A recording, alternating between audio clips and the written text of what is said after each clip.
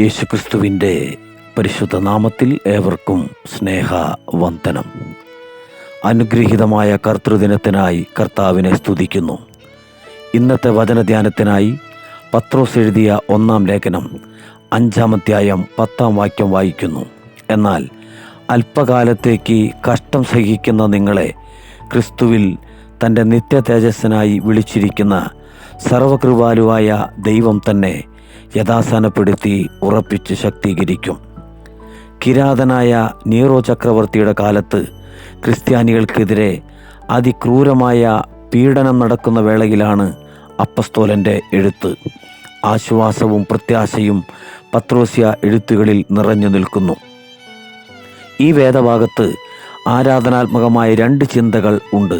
ഒന്ന്, ദൈവം ആരാണ്? ഉത്തരം, സർവകൃപാലുവായ ദൈവം. ഈ ഒറ്റ ചിന്ത മതിയാകും ദൈവത്തെ ആരാധിക്കുവാൻ. പാപികളായിരിക്കുന്ന മനുഷ്യവർഗത്തോടാണ് സർവകൃപാലുവായ ദൈവത്തിൻ്റെ ഇടപെടൽ. 2, സർവകൃപാലുവായ ദൈവം നമ്മെ ക്രിസ്തുവിൽ വിളിച്ചത് എന്തിനെന്നറിയാമോ? തൻ്റെ നിത്യ തേജസ്സിനായി. ദൈവത്തിന് സ്തോത്രം. ദൈവസാദൃശ്യപ്രകാരം സൃഷ്ടിക്കപ്പെട്ട മനുഷ്യൻ പാപത്താൽ ദൈവ തേജസ് ഇല്ലാത്തവനായി തീരുകയാണ് ഉണ്ടായത്. എന്നാൽ നഷ്ടപ്പെട്ട ദൈവിക തേജസ് മനുഷ്യന് തിരികെ തരികയാണ് ദൈവിക പദ്ധതി.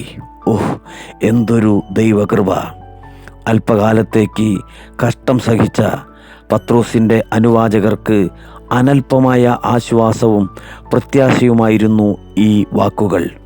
ഈ വാക്യത്തിലെ ക്രിസ്തുവിൽ എന്ന പ്രയോഗവും ചിന്തനീയമാണ്. ക്രിസ്തുവിലാണ് ഇതെല്ലാം നമുക്ക് സാധ്യമായത്. ഇന്ന് പ്രഭാതത്തിൽ അവിടുത്തെ ക്രൂശിനെ നമുക്ക് ധ്യാനിക്കാം. കർത്താവിനെ നമുക്ക് ആരാധിക്കാം. അവിടുത്തെ വലിയ നാമം ഇന്നും എന്നേക്കും മഹത്വപ്പെടുമാറാകട്ടെ. ആമേൻ.